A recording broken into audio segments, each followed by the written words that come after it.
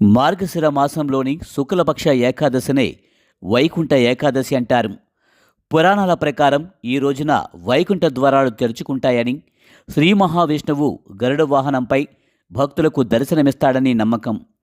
ముక్కోటి దేవతలు ఈ రోజున విష్ణుమూర్తిని దర్శించుకుంటారు కాబట్టి దీనిని ముక్కోటి ఏకాదశిని అంటారు. ఈ రోజున ఉత్తర ద్వారం ద్వారా స్వామిని దర్శించుకుంటే పునర్జన్మ ఉండదని, మోక్షం సిద్ధిస్తుందని భక్తుల ప్రగాఢ విశ్వాసం. సాగర మదన సమయంలో అమృతం ఉద్భవించిన రోజు కూడా ఇదేనని చెబుతారు. వైకుంఠ ఏకాదశి రోజున భక్తులు కఠినమైన నియమాలను పాటిస్తారు. ప్రధానంగా ఉపవాసం మరియు జాగరణ అత్యంత ముఖ్యం. ఏకాదశి రోజు తెల్లవారుజామునే నిద్రలేచి స్నానాదులు ముగించుకొని సంకల్పం చెప్పుకోవాలి. రోజంతా ఆహారం తీసుకోకుండా ఉండడం శ్రేష్టం. ఆరోగ్యం సహకరించిన వారు పండ్లు, పాలు తీసుకోవచ్చు. ముఖ్యంగా ఈ రోజున బియ్యంతో చేసిన పదార్థాలు తినడం నిషిద్ధం.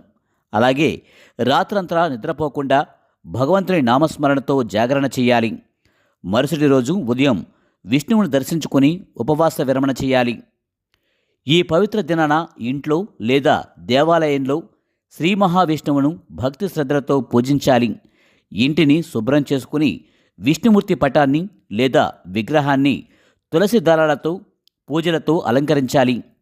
ఓం నమో నారాయణ అనే మంత్రాన్ని పఠిస్తూ పూజ చేయాలి. విష్ణు సహస్రనామ పారాయణం, భగవద్గీత పఠనం చేయడం ఈ రోజున విశేష ఫలాన్ని ఇస్తుంది. దేవాలయాల్లో ఏర్పాటు చేసే ఉత్తర ద్వారం ద్వారా స్వామిని దర్శించుకోవడం అత్యంత పుణ్యప్రదం. నైవేద్యంగా పండ్లు, పాయసం లేదా చక్కెర పొంగలిని సమర్పించవచ్చు. కోపం, అసూయ వంటి వికారాలకు దూరంగా ఉంటూ మనసును దైవచింతనలో నిమగ్నం చేయడం ఈ పూజలోని అసలు అంతరార్థం. ఈ వీడియో మీకు నచ్చినట్లయితే లైక్ చేయండి, షేర్ చేయండి, కామెంట్ చేయండి.